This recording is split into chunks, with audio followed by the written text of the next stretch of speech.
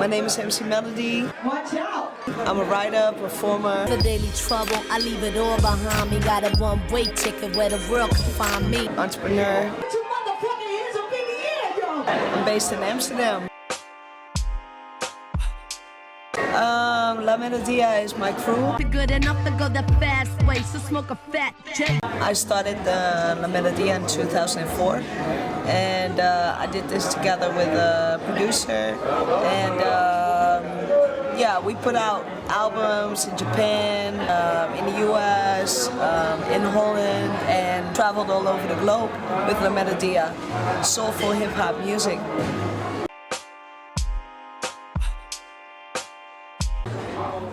I think that people in Holland overall can speak English very well. So even back in the days, you know, a lot of rappers over here in Holland, everybody was actually rhyming in English and doing well. Music quality was good, but also their accent was good. So we had quite a few people and rappers over here in Holland who also made steps outside of Holland. It's the harder art I'm giving, and I know that any MC in is harder listening. Your album's whack, cause the art is missing. I think that being from Holland, which is a small country, you gotta be able to speak different languages. English obviously is very important, so that is one of the reasons why I rap in English. That is, yeah, how it influenced me, I guess.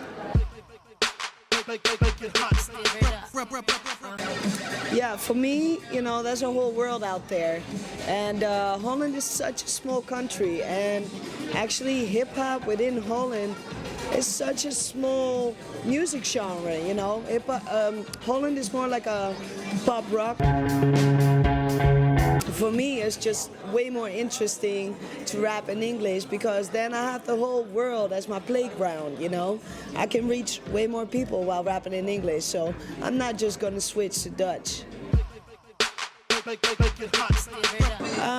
I started working with Cooking Soul, production team from Valencia. Listen now. Cooking Soul. They have, first of all, they have a huge fan base in Spain and Latin America. And because they introduced me to their crowd, I also now, you know, have more fans in Spain and in Latin America. But I'm working with a lot of other producers as well, and those fans are following me now. So now they have also become my fans, you know. So that's really great. People want autographs and all that. It's a lot of fun, you know. People in Spain show a lot of love. And we got a show in Mexico coming up next month, for instance. So that's going to be the first time for me to perform in Latin America, you know, and I'm really looking forward to that. I'm super excited about it.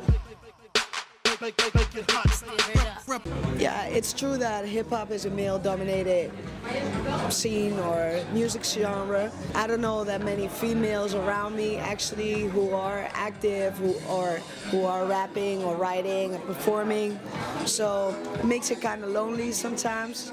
But, you know, at the same time, it's also good because I'm different. I'm not like all of them dudes, you know, I'm different.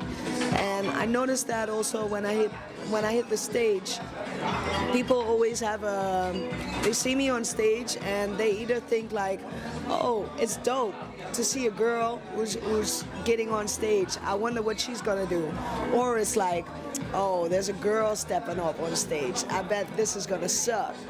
But yeah, regardless, you know, to me it's just about the skills and can you bring those skills to the table, you know.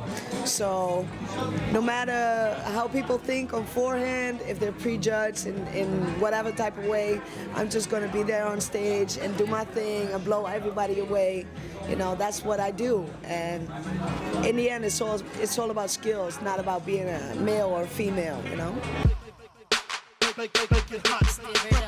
Yeah, as I mentioned, you know, there's not a lot of girls in this hip-hop scene. So a couple of years ago, you know, I just got tired of the question of always the same question, like, hey Melodee, we know that you are active in the hip-hop scene in Holland, but where are those other females, you know, who else is rapping? And I was like, you know what, I don't even know. So I want to find that out. That's why, together with Studio West, I started doing some auditions because I wanted to create a platform for dope female in hip-hop in Holland. And I think about 30 girls came by, artists, and out of them we picked 10 ladies who have skills, who are serious about their career, who are making moves, and yeah, we just started the platform Damn Dutchess with them. And right now we're doing our first international project, and this is a project with a Swedish platform that does the same as we do. And this new project is called FAM, as in family. And we've got our first video that came out a couple of weeks ago.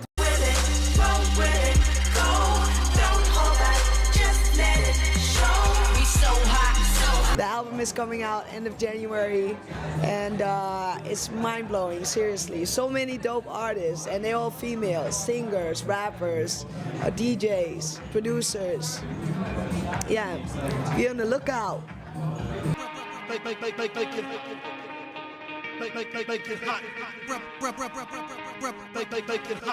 For me, you know, I always wanted to make feel-good music. While I'm getting struck up with life lessons, I gotta take a break, take it back to the essence. I try mindfulness. A lot of that, you know, is sample-based. So I guess then immediately it becomes like a more 90s type of vibe. Gotta be on top of my game, I'm shameless. Love to go hard, throwing gain ain't painless. Love to cook, do it good, I be the main dish. Sex on a platter, you don't like the booty weightless. Hanging out with the boys, let them entertain us. Know how to rock a party, I'm a little famous. My main focus is making soulful hip-hop music, and in 2013 I did one whole album with Cooking Soul, which was my first album with them. I'm ready.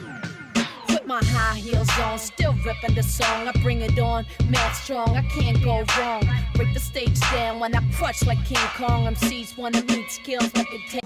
And they said, hey Mel, you know what, let's do a 90s inspired hip-hop album and let's put it out on vinyl.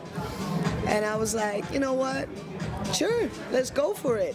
So they started making the beats, I started writing my rhymes, and it went so fluently. It was just super natural, you know. So we put out the album on Jakarta Records, pressed limited vinyl, and the reactions were so good. People loved it. I guess, you know, because of the whole trap thing, and because a lot of the new music that's coming out that is like the opposite of soulful music, you know, you have a lot of people that also want that soul to come back and that 90s vibe and that feel-good vibe to come back, you know. And a lot of my fans really asked me to do that. So that's why last year, you know, I started working with different producers. They sent me all kinds of different beats, but a lot of them send me more like 90s type of stuff, because that's all coming back, and it has been coming back for a couple of years now, you know.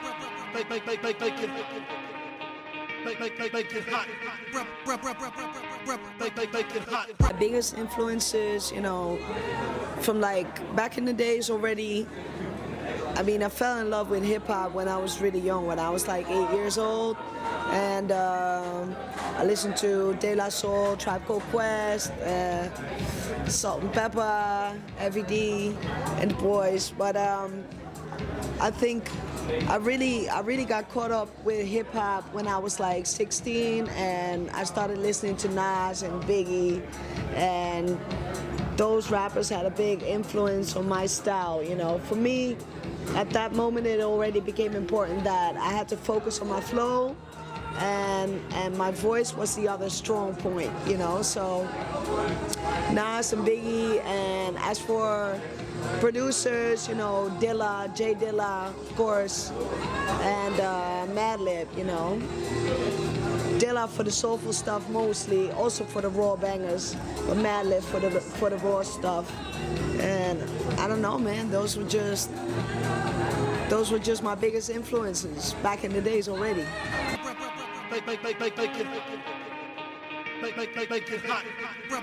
I think, you know, there are a lot of inspiring people in this world.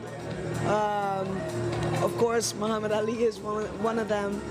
For me personally, you know, somebody that that has been a big influence in my life. Also, you know, my father, for instance, and my whole roots in the Caribbean. You know, that's like I have so much family in the Caribbean, and my dad raised me with a lot of the culture and the Creole culture and the language and all that, and that really was important for me as well, you know, even though maybe directly you can't hear it back in my music or anything, but it did influence me as a person, and yeah, I guess, you know, also in a way was an influence on the fact that I ended up right here, right now. Yeah.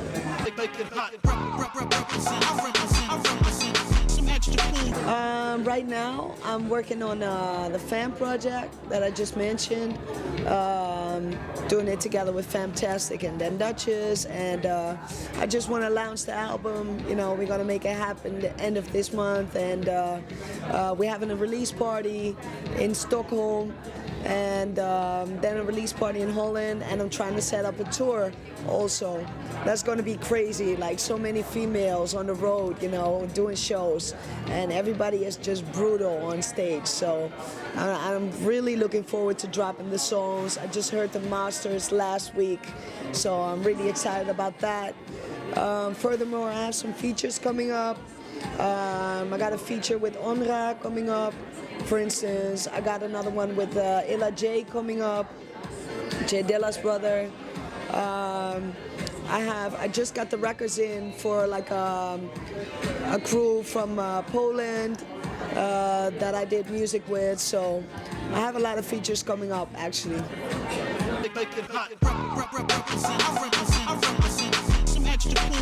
Well, you got to go to the right cafes and bars and stuff like that, and you know what we like to do is maybe get together, borrelen, so like just having some drinks and some bitterballen around 4 or 5 o'clock or something like that in the afternoon.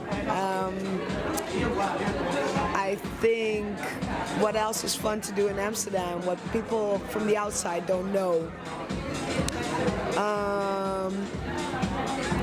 Well, you gotta find the right parties to go to. You know, that is also important because foreign people, you know, maybe they don't know which places to go to.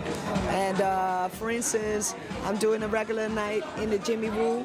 Jimmy Woo is a really nice club here in Amsterdam. You definitely gotta check it out if you haven't been there already. The party I'm doing is called The Illest. It's straight up hip-hop classics. Guaranteed to have a great night. So, but yeah, there are more things. There are more things to be continued. Hey, what up? This is Mc Melodee, all the way live from Amsterdam, shouting it out to Tastemaeker. Keep on rocking, y'all. Blowing up the spot.